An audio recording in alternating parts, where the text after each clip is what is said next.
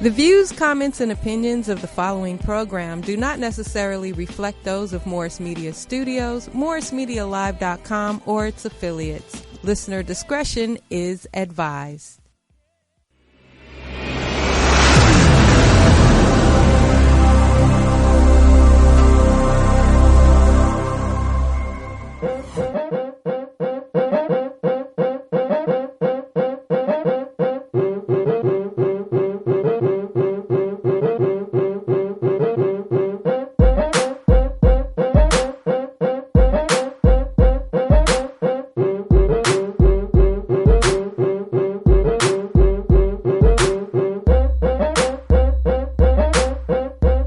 In the name of Allah, the Beneficent, the Merciful, Assalamu alaikum. That means peace be unto you. I'm Sister Charlene Muhammad. Welcome to Liberated Sisters right here at Morris Media Studios, streaming live at MorrisMediaLive.com, also on my Facebook page. I'm happy to be back.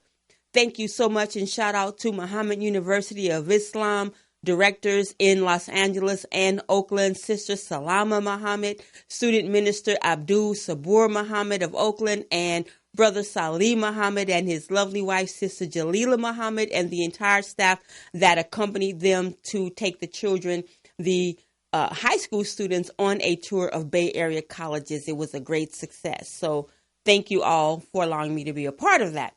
So in today's show, we want justice for Rodney Reed. In fact, Student Minister Robert Muhammad of Muhammad Mosque number 64 in Austin, is going to give us an update on hashtag Free Rodney Reed. Thus far, successful efforts to stay the November 20th execution of the Texas death row inmate and the continued calls for his freedom. So that's coming up in today's show. You don't want to miss it. Please spread the word. Again, MorrisMediaLive.com, also here on my Facebook page. But for right now, the Farrakhan Factor.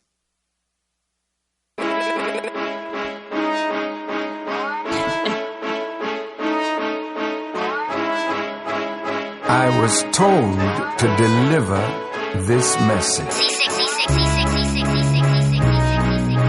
You think you're invincible because you got money, bombs, guns, and planes, killing babies, innocent people. I think you're insane. Chaos and destruction is the name of your game. Somebody's got to stop you before the whole world goes up in flames. So he told me to tell you, I'll fight for my brothers. We could go to war. Fight for my father. I will give my... Y'all might have caught me rapping. But anyway, here we go. So in this Farrakhan Factor, the Honorable Minister Louis Farrakhan, in his unprecedented lecture series, The Time and What Must Be Done, talks about America. Is she headed for a civil war? So in the clip we're about to hear, and thank you so much to Brother Hassan Muhammad of Farrakhan invites you to listen. The Honorable Minister Louis Farrakhan talks about America on the brink of famine, civil war, and bloodshed. Let's hear. America has become an armed camp. That Second Amendment that we talked of last week, the context of it is this: a well-regulated militia being necessary for the maintenance of a free state, the right of the people to keep and bear arms shall not be infringed. At the time that this amendment became a part of the Constitution, there was no well-regulated militia. So in order for the people to keep the freedom that they had gotten through the wars for their independence, it was necessary that the average citizen should bear arms. This had nothing to do with the slaves. The slave code of laws said that no black man should have weapons. And as it was then, so it is now, even if you're a policeman or you have the authority to carry a weapon. Sometimes the white members of the police force, when they get into difficulty with you, they slaughter you because you have a weapon. In this past summer, in the Auburn-Gresham section of Chicago, the police made a sweep and arrested 300 young black men, went into their homes looking for weapons, and according to the Chicago Sun-Times newspaper, they found 47 weapons, one of which was an AK-47. Did you know that the estimated total number of firearms available to citizens in the United States has increased in the year 2009 to approximately 310 million, 140 million handguns, 110 million rifles, among which are assault rifles, and 86 million shotguns. In 2010, approximately 9,200,000 guns were sold in America. And in 2011, over 10,800,000 guns were sold in America. And in this last year of 2012, every gun store ran out of munitions, and recently, since the Newtown slaughter and the threat that there will be gun control laws passed, every assault weapon has been fleeing off of the shelves, and they have run out of munitions and run out of weapons. As late as 2010, the Supreme Court issued a decision that the Constitution gives an individual citizen the right to have a handgun in their home for self-defense. But with these assault weapons, that's for slaughter. What are you preparing for? As I said last week, you already have a regulated militia. The police are that. The SWAT team is that. The sheriff's department is that. The ATF is that. The FBI is that. The National Guard is that. The federal troops are that. What does America need with 1,200 well-armed militias, since you already have a regulated militia to keep the peace? Oh, my dear people of America, can't you see where this is headed? What's coming? Well, the people are well armed. They dislike their government. They're angry with their president. One judge in Texas told the people that if Obama is reelected, they should prepare for civil war. And you have people now that want to secede from America because it looks like this black man and the things that you put on him, that he's a socialist and that he has a new way of distributing wealth. I'll tell you, oligarchs that run America, you plutocrats, you 1% that control the wealth of 99%. If there is no genuine distribution of wealth, you can't hold on to the 1% or that percentage of the wealth that you have. So what is America facing? Well, let me paint a picture for you by the grace of God. It is written that America is going to suffer the worst famine that has ever been seen. And this is what Jesus prophesied. There would be earthquakes in diverse places. There would be famine. There would be pestilence. Nation would rise against nation and kingdom against kingdom. That's happening as we speak. If 29 states are under drought and you're not producing in the grain producing states what you did produce at one time when you could feed all of America and feed the world that is hungry. Not today. Now the price of food is going up. The cost of living is going up. I think I read that the value of the dollar since 1970 has fallen 68 to 72%. So what could be bought with $1 in 1970, you can't buy it with $1 today. What will happen when the economic bubble bursts? What will happen when the great fall of the stock market takes place? It's on the way. Now, you can keep on investing in your stocks thinking that the stocks will be all right. No, no, no. The crash that's coming will make the crash in 1929 look like nursery school. What will happen to the people when they can't buy goods, when they're hungry? What happens to a man that is in an airplane crash and lives are lost and there's no way to eat? Did not that human being carve up the human that died and ate a human in order to stay alive? You cannot tell a people, thou shalt not steal, when there's nothing for them to eat, for the law of survival takes over.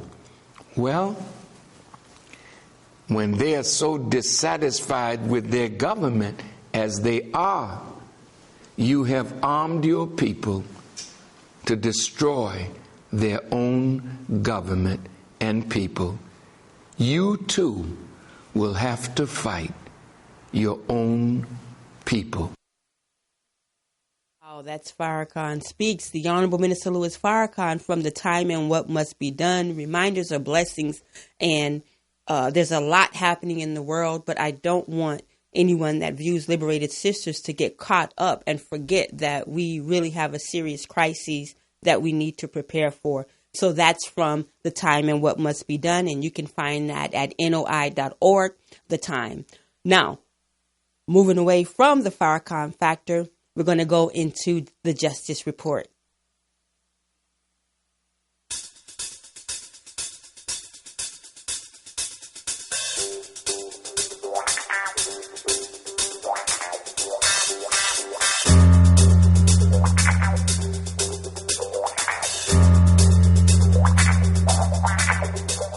This Justice Report is actually the call for freedom for Rodney Reed. Coming up shortly, we're going to hear from Student Minister Robert Muhammad of Muhammad Mosque number 64 in Austin, who has been at the forefront of helping to fight for justice for this brother for a very long time. There's Student Minister Robert, pictured with Rodney Reed's mother, Sandra Reed. We're going to hear a clip from her in just a minute, but I want to let you know what's happening here. So this 51-year-old brother, Roderick Reed, has been on death row for 20 years. New evidence has come out, and Brother Minister Robert will get into that. But look at our brother right here. That's right, Brother Rodney. Justice for Rodney Reed. Hashtag justice for Rodney Reed. In 1996, he was charged with and convicted, according to Barrington Simon, who wrote this piece for the Final Call newspaper, of the rape and murder of 19-year-old Stacy Stites by an all-white jury. So Rodney Reed and his family have always maintained his innocence. They want to, now that they have a temporary stay of the execution, they want a new and a fair trial. So this brother is supposed to be executed November 20th, but a stay has been granted, temporary stay. And so the Texas Board of Pardons paroles recommended a 120-day reprieve. A 120-day reprieve for Rodney Reed. Now the push is on to get him freed. I mean, when you hear about all of the discrepancies coming out, it's a wonder why this brother is in jail in the first place. So the family, again, and activists say, hashtag free Rodney Reed. It's time for him to be released. And in this clip that we're about to hear of his mother, Sandra Reed, this was posted by the Texas Moratorium Network. She speaks to the November 9th crowd. We're told it's the largest of its kind that spoke at the governor's mansion on behalf of her son. Here is Miss Sandra Reed. My life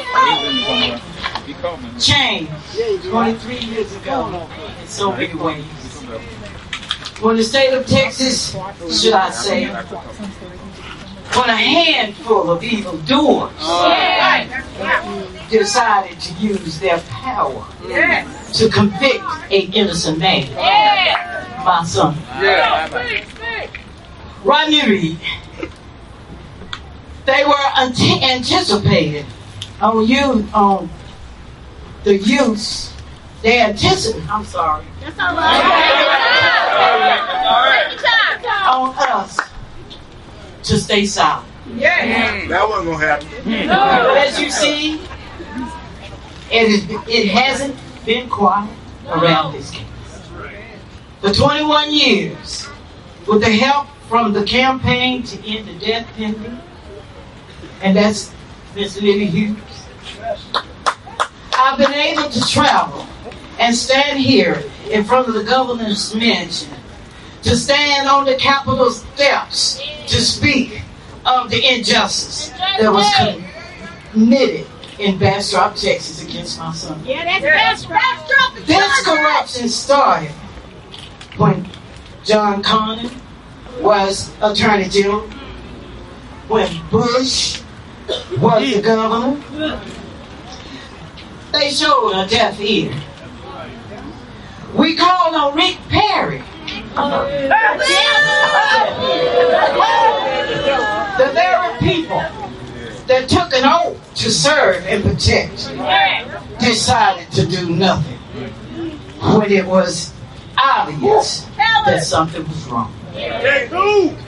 This case shows that everybody behind bars are not guilty. That's right. My son is innocent. And I stand on these truths. Scientific facts and findings backs me up. Dr. Michael Biden's testimony, the facts and findings were accepted in John F. Kennedy's and Martin Luther King's autopsy. Why isn't it accepted in my son's case? It is time for change. We need to scrutinize the people we vote in to serve and protect us. Because just as there are evil doers, we have good people too. I heard that Governor Abbott is a good man. Well, I say action speaks louder.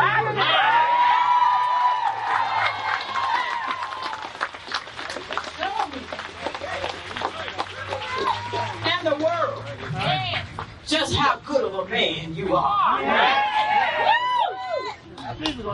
Take in consideration all of what you know, all of what you've seen, and the evidence.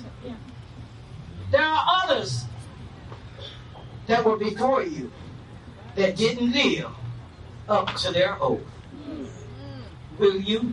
Come on. Okay. Will you? Will you? Stop this wrongful and painful execution of my son. If you don't, then you are just as guilty of murder.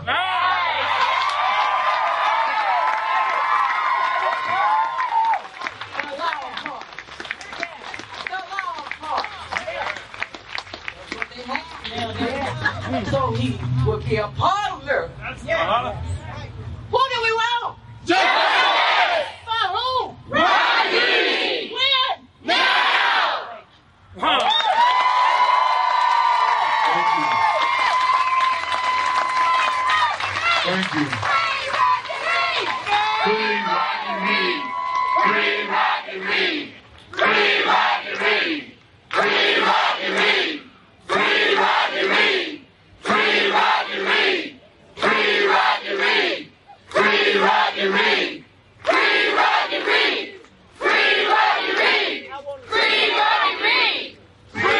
humble grave. I'd like to say one more thing. I thank all that are here today. Yeah. All, and I don't know names. I can't keep names in my head. But I know faces. Yes. And I know I've seen a lot of people here today that I've been seeing over the years. And a lot of new people. And I thank all the stars. I thank Kevin Gavin, Dudley. Thank you. Nothing like a mother when she's fighting for her child. So that's Sandra Reed. And right now, when what she's doing is she commences to thank all those that she can remember. As we know, when you start to call out names, someone is bound to be forgotten, not intentionally, but she begins to thank those who have been fighting with her for her son. And one of those is with us now, student minister Robert Muhammad of Muhammad Mosque number 64 in Austin. Assalamu alaikum. Wa alaikum salam. How are you doing, sir? I'm doing fine by Allah's grace and permission. How are you, my sister? Doing good, doing good. So we want to see you. There you go. Okay, we got a picture, but we want to get you in by video, Brother Robert. But while we do that, talk to us about when you first came on board with this fight for Rodney Reed. And we'll get into, of course, there's a petition out and all of the different discrepancies, the new evidence that has come out. And, of course, the unanimous decision for the 120 day state. As a matter of fact, I'm reading 120 days, but also I see indefinite as well. So we'll get into that. But when did you come on board with Rodney Reed? We came on board approximately. First, I just like to thank you for having us on. Yeah, thank you. Reach your entire audience with the greeting words of peace. Assalamu alaikum. Wa alaikum salam. And it's such an honor to have the privilege. I feel to work with the family over the years. We began to work with the Reed family approximately 16 to 17 years ago. Wow. I was contacted by one of the organizers of the campaign to end the death penalty, and she contacted me and asked me if I would participate in a gathering in Bastrop, Texas. And it was a request from Rodney himself, and we showed up that day, and ever since that day we've been present. In fact, I really didn't understand at that time how important it was for us to stand with the family. Over the years, there was one time I had overbooked myself, and I made it to the gathering late. And when I got there, Mrs. Reed ran up to me and hugged me, and she stopped everything that she was doing, and she said that she almost lost hope that we were not going to make it. She said that we had been there every single year, and she said, well, maybe he just won't be here this year, and we'll have to wait until the next year or the next gathering. And I understood at that time how important it was, not only because she said that, but ever since we had been participating and supporting the family. Quite often when we, members of the Nation of Islam, showed up, we were the only black group present outside of the family. Wow. So it was extremely important for me as a student of the Honorable Minister Louis Farrakhan to support the family in that way and make our word bond. Wow. Thank you. And thank you all for standing with them. It is so important that we are active and we are present and we are serving the people in our communities, because but for you all being there, what would happen? What do you attribute that to? Fear, ignorance, fear? All of the above, over the years.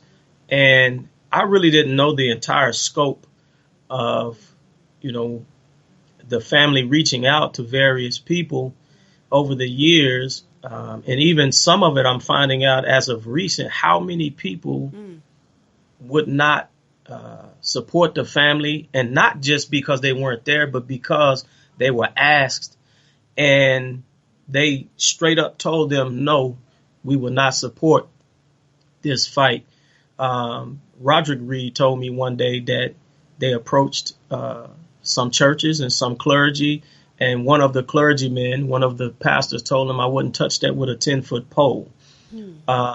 we were on a conference call just 2 weeks ago, helping to organize some events around the state. And one of the few black people that I was able to get involved in the planning stages, an activist from another nearby city, Charlene, Texas, asked Roderick's wife, have you all reached out to any of our civic organizations or the other civil rights organizations? And she said, over the years, we have, but we just don't have the emotional capital to continue to get turned down by people and to beg them to participate. So she said, if you have connections, by all means, if you can get someone to sign on, but we're basically running with the horses that are running and those that are already supporting us. And so I actually took it up on myself 2 weeks ago, because I didn't see very many black people, and I knew that this case would come to a head. And this was Rodney himself and the family were symbols of what was being done to our entire community. Okay. And so, I booked some speaking engagements with some local outlets here in the area to convince black people that this is not just the Reed family's fight, but this is all of our fights, because if they are successful at executing him, taking into consideration all of the new evidence that has come forward, then it's him today, but it's one of us tomorrow. Yeah. And we were successful because most of the rallies and gatherings over the years, I don't care if it was 20 people or if it was 200 to 300 people, 90% of them are always white people, Caucasians. And so, and that's just the makeup of this area and this city. And so we thank them for their support. Yeah. But I saw that it was very important to get black people to understand what was going on in our city and in this area. Yes, sir. No, you're absolutely right. We learned, or I observed and learned, the level of engagement of our Caucasian brothers and sisters in the fight against the death penalty when we fought with Sister Barbara Becknell for the life of our brother Stan Tookie Williams, when Governor Arnold Schwarzenegger was in office. One thing, as we get into the case and the new evidence, which is mind-boggling, like signs are pointing to, evidence is pointing to, a lot of evidence is pointing to allegations that it's her, Miss Stites' fiance, who was a cop that did this. But I'll let you dig into that. But can you just talk about what Minister Farrakhan tells us, that we have to be able to feel the pain and have enough love for each other, right? So even if you couldn't draw a correlation between the impact on the Reed case and the family and all of us, why we should care if it's only them that's quote unquote impacted? What is it about us that we need to turn that corner? When will we turn that corner? Unfortunately, history shows and records that we are people that only respond in the worst conditions. And so, unfortunately, things have to get worse for things to get better. I said things have to get worse before we get better. And so that's the way people see it. And the first thing, because of the self-hatred that's been ingrained in us by our open enemies since we set the soles of our feet on these shores in the Western Hemisphere of self-hatred, anytime anything happens to a black man or woman, the first thing we want to ask is, well, what were they doing? Well, what did they do? Yeah. As if that whatever happened was something that was provoked by the victim. And this is a narrative that has been spun and given to us by our open enemy. Anytime an unarmed black man gets shot, or a woman, or whatever the case may be, they have a campaign of desensitizing the public by pulling up their criminal background, showing images of them unkept and things like that. And so we've got to break the mold. But unfortunately, things like this have to happen in order for people to see and to understand the injustice that, we're facing on a day to day, if not happening on your own front step. Yeah. Yeah. Believe it or not, everybody, this is a call-in show, so I will remember to start giving the number out. It's 323-293-3375. Call in to speak to Student Minister Robert. Weigh in on this. What's happening along these lines? Are you aware of Rodney Reed?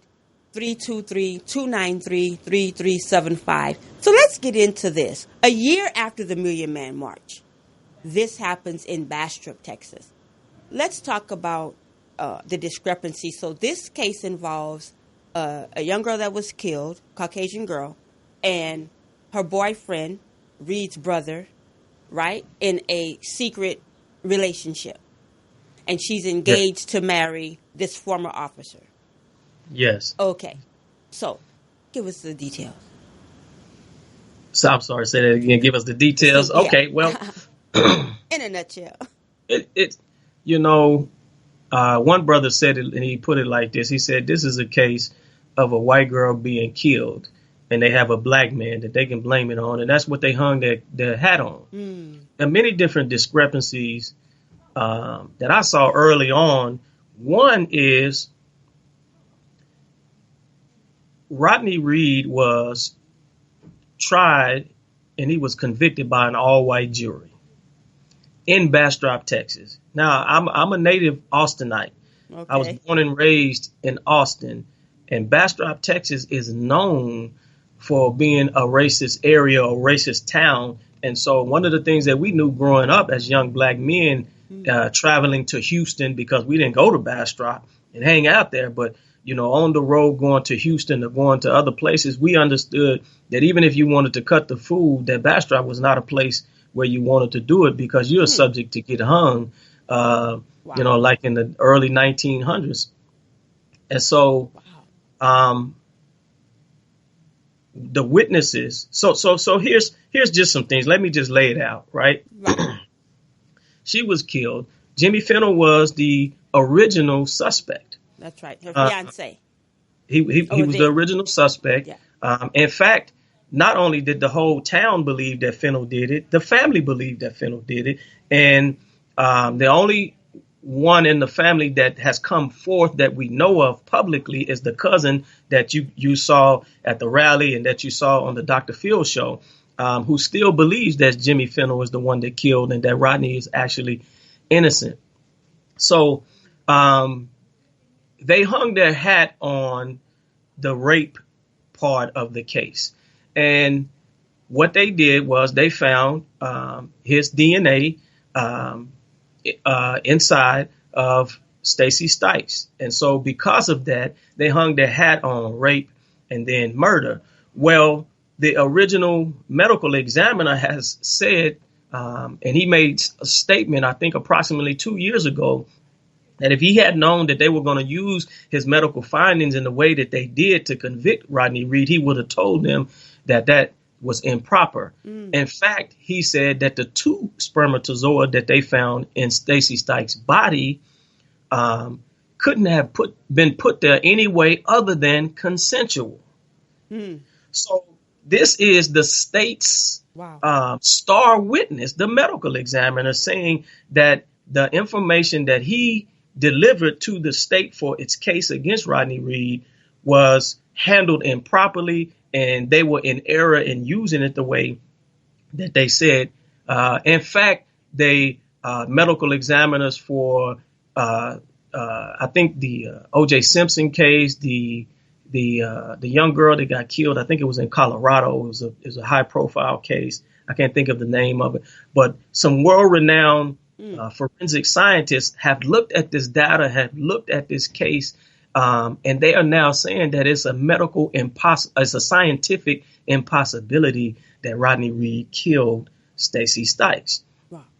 Now, one other thing, that's the only DNA that they hung their hat on, but the murder weapon was a belt that was never tested for DNA evidence. They never tested the Stites, even though he was Jimmy Fennell was the original suspect. They never tested the apartment that they shared for DNA. In fact, there was a truck that they impounded that belonged to them that was sold shortly after the body was found, and there was a case brought forth. So they never tested. Wow. They released the truck back to Jimmy Fennell, never tested it for any DNA, and he proceeded forth and sold it. Now we have two witnesses that have signed affidavits that have come forward.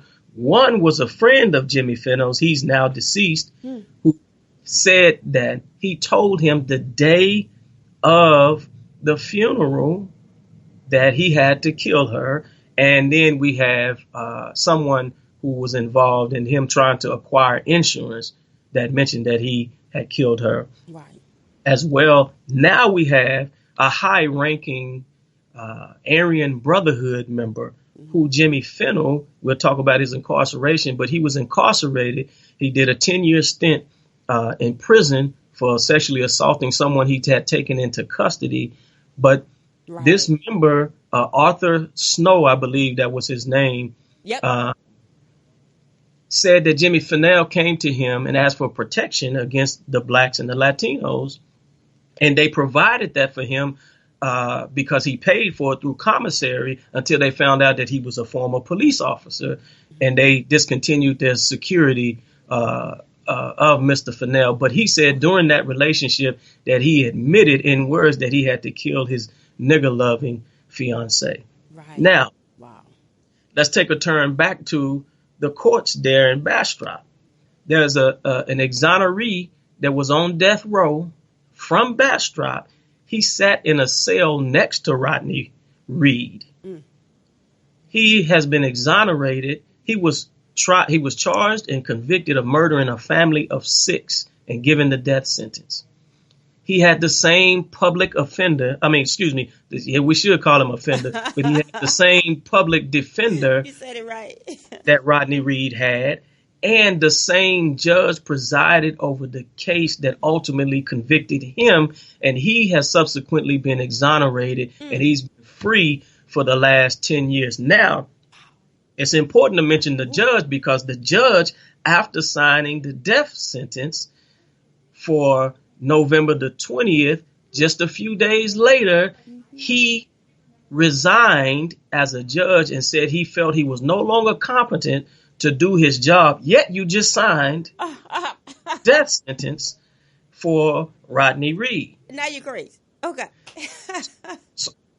So there are many different aspects of this case.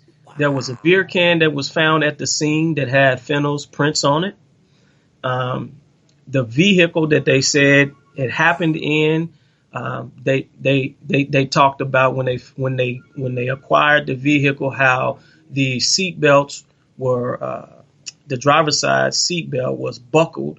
It was a common practice of police officers when they're in pursuit to get in a vehicle with the seat belt already being buckled, which points to Fennell, of course. Man, it's so much, There's sister, that it is preposterous to hold on to the fact that he was tried and convicted and that he was the one. And now they're coming with a smear campaign and they're bringing up some allegations, and that's all they are, allegations of Rodney's past to try and hang their hat on why they should not give him a stay. Incidentally, you're right.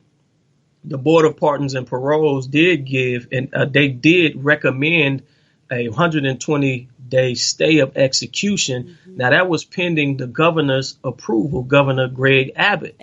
But he didn't get a chance to approve or disapprove of that because the Texas Court of Criminal Appeals granted the indefinite stay of execution, giving the Reed family and Rodney Reed an opportunity to present the new evidence back in the courts to try and get him, if not total exoneration and clemency, an opportunity to open the case back up and have him to be retried again. Yeah. This is a travesty and it's ridiculous. Shout out to thank you, Student Minister Robert, and shout out to the Innocence Project, always on the case. There's some things that the Innocence Project, as well as Reed's family and activists, are saying that you can do if you want to get involved in this and support. So they want you to share the news on social media. The hashtag is Free Rodney Reed. Also, you can support the family. I'll post up the link, but there is a Fund Me page. I don't want to say GoFundMe. Let me pull it up right now. There is a mightycause.com free Rodney Reed fundraiser. The goal is $30,000. So far, 540 people have raised $25,233. You know, brother Minister Robert, I think that we need to bum rush, as we used to say, bum rush that site, because when we see, in the case of these rogue cops that kill our people, right, that kill innocent black and indigenous, even poor white men, women, and children, before they're even charged, if they are charged, they've raised millions. People who support our slaughter and support these crooked cops have raised millions of dollars, but we're slow to our own aid and defense. And we have the money, right? That's right. If a million of us gave $1, you know what I'm saying? We have it. So the goal is 30,000. It's about 4,000 plus to get to that. Let's flood. I'm going to post a link right now because these discrepancies are very real and it's ridiculous. Go ahead, student. Yes, ma'am. I was going to say how important that is because over the past 17 years, I've seen the family go through many different transitions and trying to fight this case. It's uncommon knowledge, but a lot of people don't understand and know that all of Rodney's brothers, because of their last name, they were denied employment in this area because of their last name. I've seen a lot of people don't know, just a couple of years ago, their father transitioned. He was a part of the fight as well. So I've seen the family over the past 17 years, on an emotional roller coaster. It has touched them financially. They've lost land. There's many different things that have happened, and they need the support, to be able to continue to keep Rodney's case in the forefront and to keep it in the light.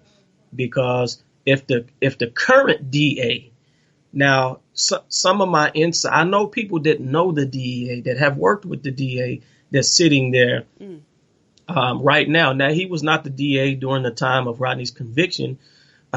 However, in Texas, there is an arrogance that exists that there's the arrogance that white supremacy brings. Yes, that's true. But there's another type of arrogance because Texas used to be its own nation, right? Wow. And so every time there's some trouble and they disagree with things politically on a federal level, on a national level, you hear talk of secession and seceding from the Union. And so just like racism, this arrogance of wanting to be its own nation, that's why the state flag has one star. It's a lone star. But what was coming out of the DA's office was these New York attorneys and lawyers don't know what they're talking about. Who are they to impress on us what we are doing improperly? Wow. But that Texas arrogance is coming forth and has come forth all the way from the DA's office, even to the governor. Now, the governor has been quiet and has not made statements about this because it's political for him. This is not a life for him. It's political for him. So he was hoping that the Supreme Court would take care of this and he would not have to make a decision. Well, thank God for whomever he touched on the Texas Texas Court of Criminal Appeals, right, that issued this stay of execution. But the family is in need of financial support. It goes a long way. The Innocent Project has done a great job. Miss Lily Hughes and the campaign to end the death penalty, they have done a fantastic job over the years. And we thank Allah for them. And we just want to keep the Reed family uplifted. And whatever we can do financially for them, they need the support financially. That's right. Absolutely. And as the Innocence Project and all fighting for him say, the fight for Rodney is not over. So there's a petition that people can sign. I'm going to post that link as well. How are you all doing in terms of the believers that are helping him? Any backlash? I'll say this, my sister. We're doing great. We're doing fine. There was some emotional ups and downs. There was even some question within myself over the years as to my allegiance and my support. Will this ever come to light? Are we wasting our time? no doubt. Those type of internal questions. Now, I've never said this to anyone. Yeah, breaking here. Hey. And so, but when I tell you the gathering they had on November the 9th, 2 Saturdays ago, when we called on for the Black community to come out and show support, it may look like a gathering when you look at some of the images that's overrun with Caucasians and white people, and you see a few Black people here and there. But believe you me, that we made history in the city of Austin as it relates to the amount of Black people that came out and supported the Reed family on that day. And that's why the energy was so high, because they came out in droves and they participated in something Black people don't normally participate in, unless it's a high profile case where somebody's been shot. And it's very clear. It's got to be clear that they were unarmed. Yeah. And when I say clear, it's got to, there was no weapon in a 10-mile radius, That's a shame. People, and that's the reason. And the other thing that gave me hope, a pastor by the name of Sherwin Patton, he reached out to me right before Dr. Phil aired those episodes of the Reed interview and the Reed case. And he said, I've been talking to some pastors and some clergy, and we want to help. How can we help the Reed family? And 2 weeks later, they held a press conference at one of the largest churches here in the city of Austin, and they had over 60 pastors that were present, and they did a press conference in English and Spanish, because there was a couple of Latino pastors there, in support of the Reed, of Rodney Reed and his family. That was monumental, and I think that marked the shift of the Rodney Reed case and the opportunity for the public to see, because the number one power broker in our community is the Black church. And to see the Black church come forward and to support. So I like to give a shout out to that brother Sherwin Patton for organizing those pastors and calling them to duty and responsibility in supporting Rodney Reed and his family. Wonderful. Yeah, thank you so much. And, hey, as long as you're out there, and I'm so glad that you shared, I understand your questions, but ultimately you still had no doubt, and none of us fighting for his freedom can doubt that he will be free, be it the will of Allah. I want to share with you, maybe you can reply to this. Thank you, Brother Kevin, for commenting here. Brother Kevin said, no disrespect, but he was falling for the enemy's last trick. And I said, I understand that, but that doesn't mean that Rodney Reed should be railroaded into execution. What are your thoughts? And thank you again, Brother Kevin, for tuning in and commenting. Well, my thought is that our people are in need of saving. Our people are yet dead, blind, deaf, and dumb. And it is our responsibility to raise them up to an upright perpendicular using the teachings of the Honorable Elijah Muhammad under the leadership and guidance of the Honorable Minister Louis Farrakhan. The Honorable Louis Farrakhan has never turned his back on any one of our people who have been wrongfully charged or convicted. He's always tried to find the silver lining. And so I just spoke to our student regional minister a couple of days ago, and he told me that the minister said, let love guide you. And if love is guiding you, Allah's presence will always be there, and you will never be guideless. So we didn't have a blueprint to go in and fight. And yes, we know our position on interracial dating and interracial marriage. But that aspect of the life that we've signed on to lead and to be the vanguard for, we understand that we still got a lot of work to do at restoring love for self. And so, no, that never even crept into my mind about that. And so, because that could be my brother, that could be my cousin, that could be. So do we say that Allah, would allow his life to be taken when he's never even heard the truth and never given an opportunity to learn the extreme value of the Black woman? No. So I took it as that means that our duty has not been done. And that's why that brother is in this situation. So the least I could do is support him and support his family as the Honorable Louis Farrakhan would. That's what I believed. And that's what I I've been standing on for now 17 years by the grace of Allah. Praise be. Shine the light, shine the light. It's why Liberated exists. Liberated Sisters exist. Thanks for the reminder. Brother Student Minister, we could hold real quick. I just want to make an announcement because I have these shows and this stuff and I forget to promote it myself. So I heard it said a sad dog that won't wag its own tail, right? So here's some announcement for Liberated Sisters right now. First and foremost, I don't have a visual for you, but we do have the Savior's Day gift drive that we're on right now. We're not going to wait until February to get it cracking. We want to make sure that you know that we are accepting your gifts and your donations for the Honorable Minister Louis Farrakhan. You can email me at liberatedSisters@gmail.com to find out how you can donate. Also, just go into your local mosque or study group, and you can also go to NOI.org and send in your donations. But I'll come back with something very more solid for you. But liberatedSisters@gmail.com.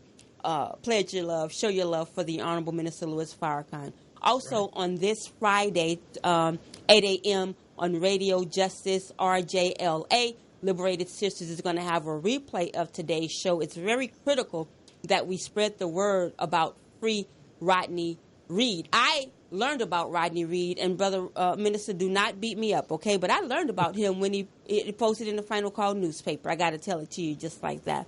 So I'm duty-bound to spread the word. Also, so that's this Friday, RJLA, radiojustice.org, 8 a.m. And this Saturday at 8 a.m., we're going to feature our own Dr. Tama Bryant Davis. She's a psychologist, a minister, and believe me, a beautiful, sacred artist. We are going to be talking about the subject that was the base for the National Newspapers Association, the NNPA Best News Story Award for the Final Call newspaper.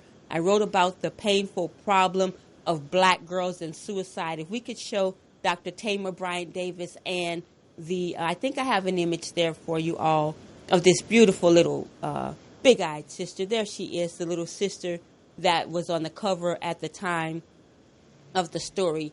This is what the NNPA chose as its best news story. And it's very important, the painful problem of black girls and suicide. So Dr. Tama Bryant Davis is going to be our guest on Liberated Sisters this Saturday, God willing, at 8 a.m., and we're going to discuss that. If we could just show Dr. Tama. And then, we want you to tune in. 90 points. Hey, Dr.